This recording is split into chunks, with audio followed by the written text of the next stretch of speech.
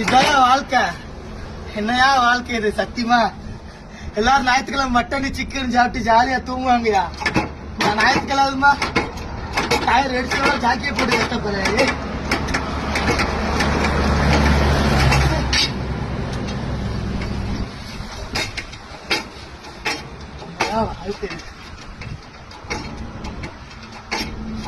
சின்ன பிள்ளைல மாடிகளை அடிக்கிற மாதிரி அடிச்சுக்கிட்டு இருக்கேன்.